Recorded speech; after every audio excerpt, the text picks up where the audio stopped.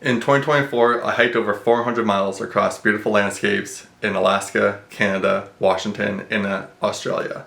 Seeing new sights, soaking up epic landscapes, and immersing myself in nature's grandest scenes brought me immense joy and serenity. It was my first full year back to normal after beating cancer for the second time and having a bone marrow transplant in February 2024. My name is Sills-Trausch, and I'm a photographer, travel writer, and just outdoorsman who loves the mountains and spending time under the stars. Today, we're diving into my favorite hikes of 2024. Most of these will be photo slideshows with a little video, as I didn't do a great job taking horizontal video last year. Thanks for being here. If you enjoy this, please like and subscribe, and let's dive into my favorite hikes of 2024.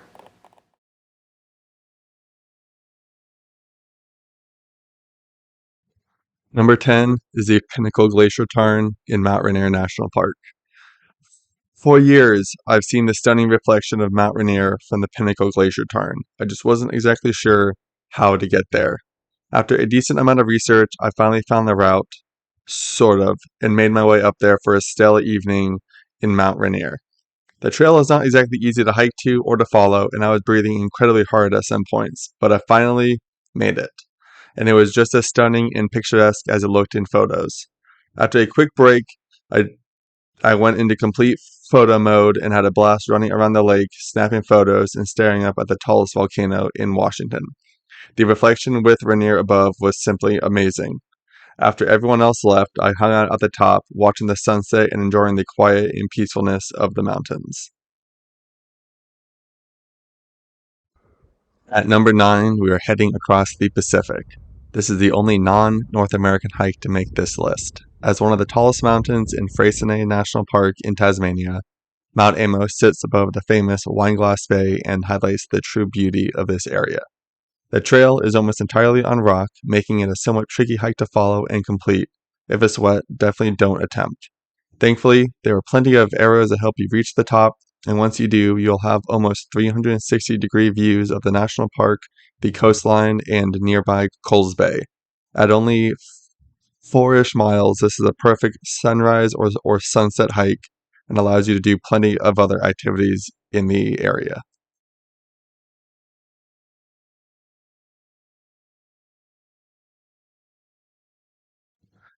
The Trail of Ten Falls is one of my favorite hikes in the Pacific Northwest. Spread out over 8 or 9 miles are 10 gorgeous waterfalls at Silver Falls State Park. I would muster a guess that this is one of the highest concentrations of waterfalls on a single hike in the United States.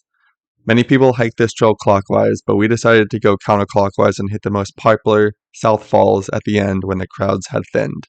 This strategy worked out perfectly. We saw plenty of people at the easy to access waterfalls that you can drive up to, but in the parts that you can't easily get to, we had plenty of solitude. It's a long hike, so pack plenty of water, snacks, and an extra layer as the canyon can get chilly towards the end of the day.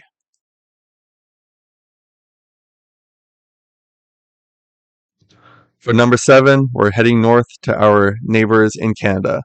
June brought an adventure to the Canadian Rockies and for the first time a trip up to the Little Beehive. This was my third time at Lake Louise, but I finally had the opportunity to hike above it and look down at that sweet, sweet glacier blue water. In the summer, many head up to the Big Beehive, which sits above Lake Agnes, but with snow still covering the trail, we opted for Little Beehive, which is easier to access and slightly lower. The trail is quite moderate overall and suitable for most hikers. We went up the normal route, saw the tea house and Lake Agnes, and then jaunted up to the Little Beehive. This was Jamie's first trip to the Banff area, and seeing her soak it all in was pretty cool. I would highly recommend this to everybody. It's definitely not a secret, and it's a great bang for your buck hike in the area. Ever since I moved to Washington and saw the larches at Cooney Lake, I was hooked, and I knew I needed to get out there to see them in fall. The only issue is that it's a heck of a drive from Seattle, about 4.5 hours, but finally in 2024, my fiance and I got the chance to spend a night out there backpacking. The larches blew our collective minds, and for anyone thinking of hiking the 18 plus miles out here, it's so worth it. I recommend making your way up the trail on the backside of the lake for sunrise, as the colors as the sun hits them are incredible, and just watching the trees turn a glowing gold was absolutely perfect.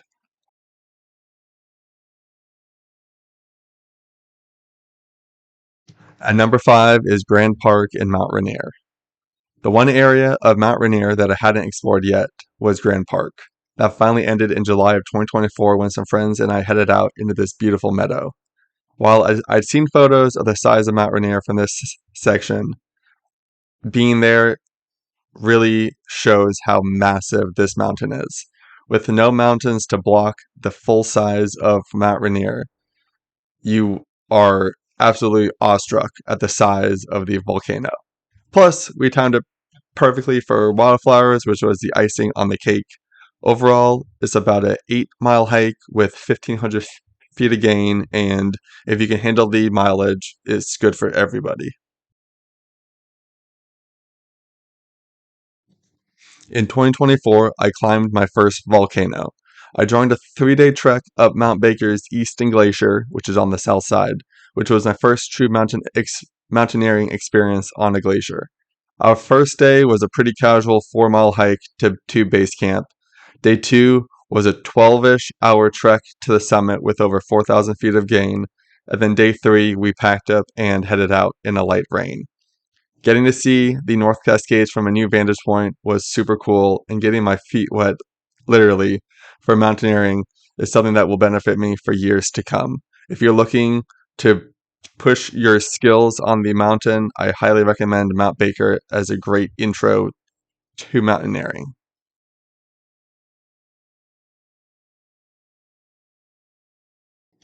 We're heading back into the Central Cascades for number 3 at High Pass. Labor Day weekend is one of the best weekends of the year in Washington. Our days are lovely, warm, and the bugs have retreated to whatever hellscape that they came from. A buddy and I headed deep into the heart of the Cascades to High Pass in Glacier Peak Wilderness. The trail, about 30 miles round trip, offered us exquisite views of an area few get to visit, and a campsite sat without another human or tent in view. While the trail was a long slog, it was so worth it to see these peaks, including Glacier Peak and Alpine Lakes, that this area offers. If you're interested in learning more, I have a full YouTube video on this trip.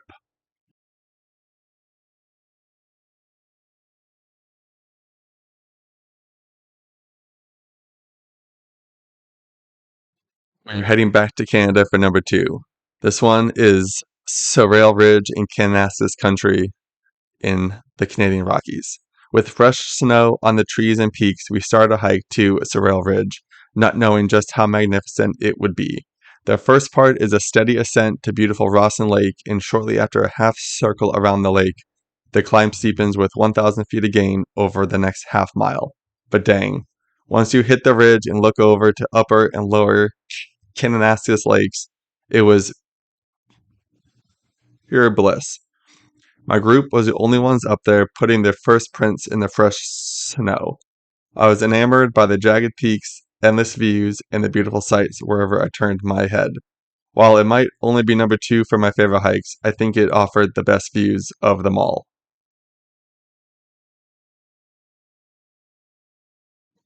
Lake O'Hara in the Canadian Rockies was my top hike of 2024.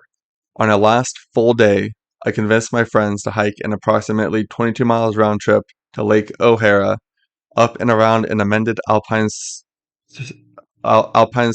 circuit route, and because we didn't have a bus permit, 12 of those miles were on a dirt road. But once we started the actual hike at Lake O'Hara, it was some of the most stunning scenery I've ever seen. We hit it almost perfectly for fall colors, seeing golden larches, glacier blue lakes, and snowy peaks all at the same time. All in all, it was an easy decision to land this as my favorite hike of the year due to the beauty, the challenge, and just getting able to see a place that so many people aim to hike to but can't reach. Thanks for hanging around, guys, as I dove into my top 10 hikes of 2024. If you enjoyed this, check out my other videos, my website articles, and make sure to hit the subscribe button to see new content. Thanks, and have a great day.